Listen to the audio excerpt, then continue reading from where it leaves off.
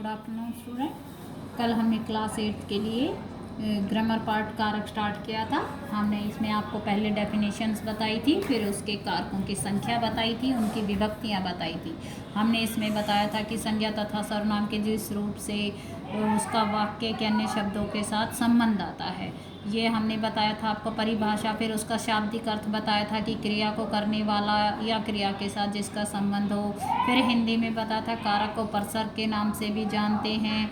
फिर बताया था कि इसकी भूमिका। फिर हमने बताया था हिंदी में कारकों की संख्या कितनी है, 8। फिर बताया था इसके विभक्ति चिन्ह कर्ता का ने, कर्म को, करण से, के द्वारा, संप्रदान को, के लिए, अपादान से, पृथक, अधिकरण में, पर, संबंध का, के, की, रा, रे, री, संबोधन है, अरे।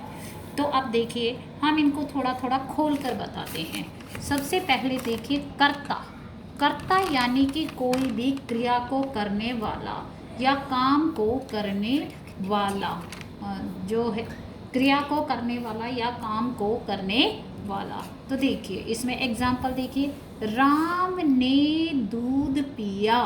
इसमें जो है क्रिया कौन कर रहा है, दूध किसने पिया है, राम ने क्या है इसका विभक्ति चिन्ह। लेकिन क्रिया को करने वाला कौन है, कर्ता। कर्ता ने, ये किसने कार्य किया है, कर्ता ने। तो पहला वाला समझ आया सही से कि कर्ता ने, कारक क्या है कर्ता और विभक्ति चिन्ह क्या है ने।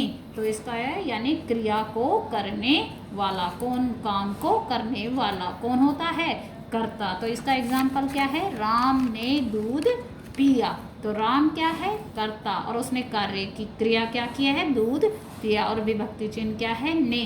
इसी प्रकार एक आगे देखिए, इसका कई बार क्या होता है कि कुछ एग्जाम्पल ऐसे आ जाते हैं, जैसे हम इसका दिखाएंगे, राम पढ़ता है। इसमें देखिए राम पढ़ता है। अब ये कहेंगे कि भाई राम पढ़ता है, लेकिन इसमें तो विभक्ति चिन्ह ने तो है ही नहीं, क्योंकि ये शून्य कारक है, यानी इसमें विभक्ति चिन्ह का प्रयोग ना भी हो। लेकिन ये क्या है, कौन कार्य कर रहा है, कर्ता ही कार्य कर रहा है। राम पढ़ता है तो राम क्या है, करता है, और ये क्या कार्य कर रहा है, पढ़ रहा है। तो इसमें शून्य कारक है, तो इससे कोई दिक्कत नहीं होती, हम अच्छे से पहचान सकते हैं। अब देखिए कर्म को, दूसरा क्या है, कर्म यानी को जिस क्रिया का प्रभाव या फल पड़ता हो, कर्म को।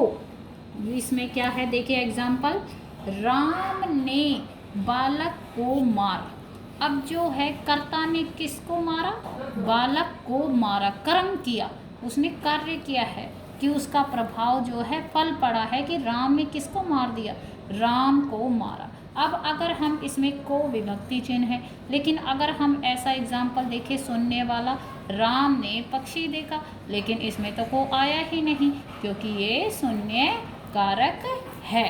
अब तीसरा देखिए, ये तीसरा है, जिस साधन से क्रिया हो, यानी करण से या के द्वारा, यानी जिस साधन के द्वारा, इसके हम साधन से पहचान सकते हैं इसके एग्जाम्पल को।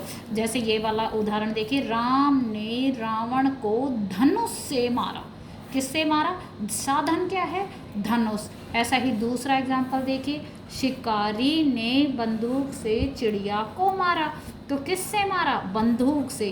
तो ये साधन होता है, तो हम इसको अच्छी तरह पहचान सकते हैं करण को कि से या के द्वारा, यानी साधन के द्वारा या साधन से।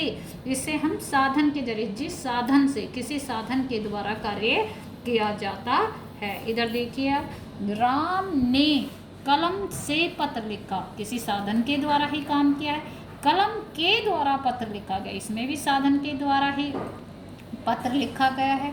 अब शून्य का देखिए, राम ने उसके हाथ पत्र भेजा।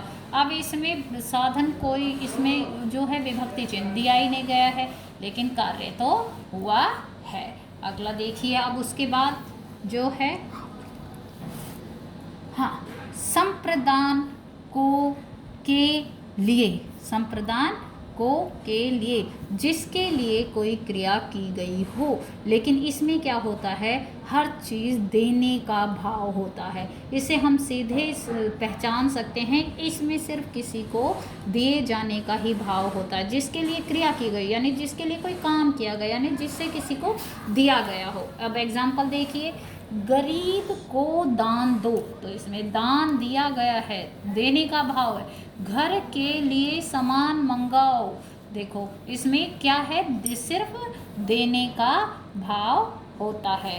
तो अब अगला देखिए, उसके बाद अब है अपादान से, लेकिन इसमें क्या होता है, अलग होने का भाव है। अब देखिए करण में भी से आता है और इसमें अपादान में भी से आता है, लेकिन हम ये से कौन सा करते हैं, साधन के लिए प्रयोग करते हैं। लेकिन जो अपादान होता है वो अलग के रूप में, इसमें साधन के रूप में और इसमें अलग के रूप में। जैसे देखिए जिसे अलग होने का भाव, हिमालय से गंगा निकलती है।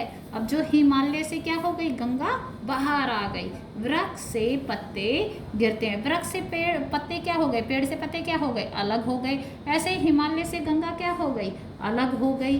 तो ये बिल्कुल उससे अलग हो जाती है। तो आज हमने जो है एक कर्ता, कर्म, करण, संप्रदान और अपादान, ये हमने 5 कारक पढ़े। अब हम कल 3 कारक और पढ़ेंगे। धन्यवाद।